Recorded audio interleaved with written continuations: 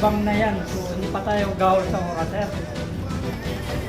I said earlier, no? Hindi. Kasi pwede naman tayo mag-manual. Wala namang problema sa manual.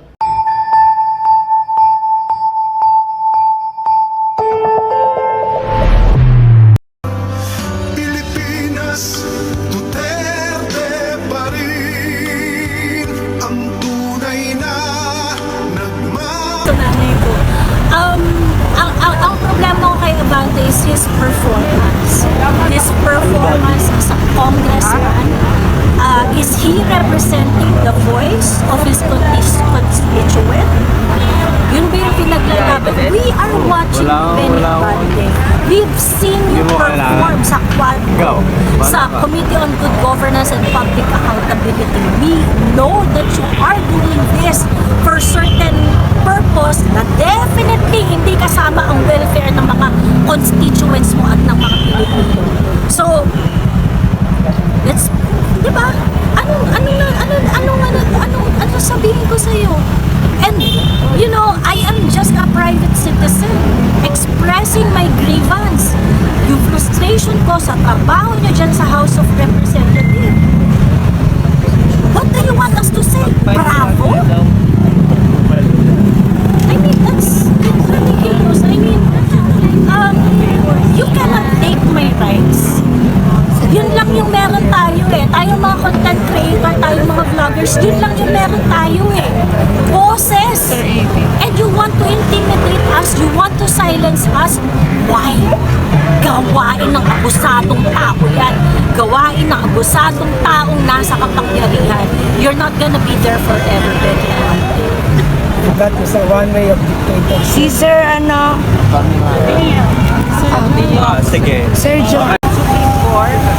Dahil against yung harassment ng Congress, ng House of Representatives sa mga ordinaryong mamamayan katulad natin na nagsasaad lang naman ng ating karapatan para sa malayang pamamahayag at malaya na pag-express ng ating sarili.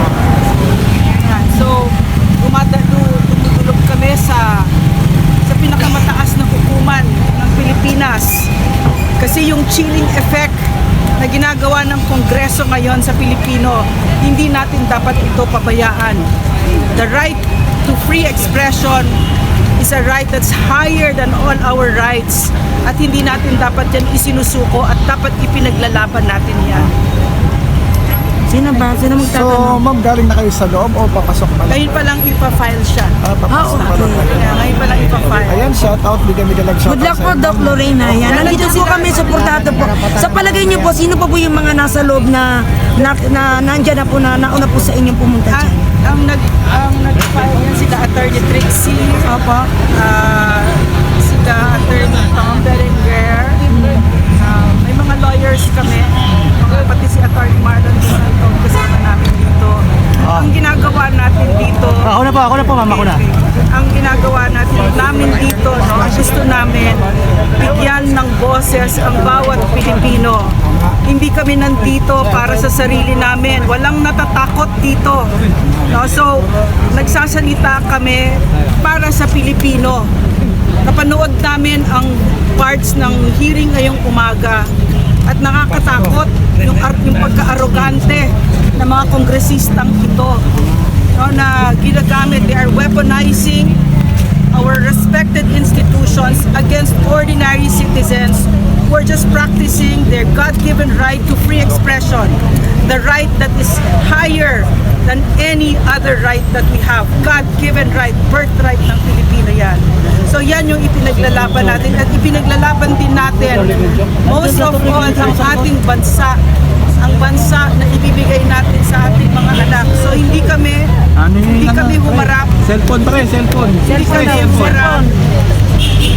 Hindi kami humarap sa House ngayon kasi we do not recognize. Mas maganda po si Attorney Trixie. Sabay na po kayo. Sabay na kayo. Sabay na. Tsaka si Atty. Glenjong. Tsaka si Atty. Glenjong. We think that it is unconstitutional. Okay, go ahead.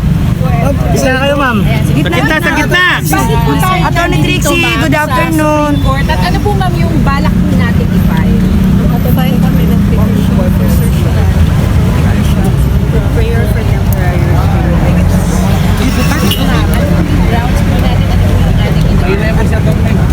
Ang laman ng petisyon ay tungkol dito sa pagdidinig ng Kongreso tungo sa paggamit ng social media. Hello everybody, nandito po kami at saka nandito ako in support po sa panawagan natin na magkaroon tayo ng pantay na pamamakayag at saka hindi mo kami mga fake news. Nakikita niyo naman po yung aming mga posts at may mukha ko kami, nagsasalita ko kami, hindi rin po kami trolls.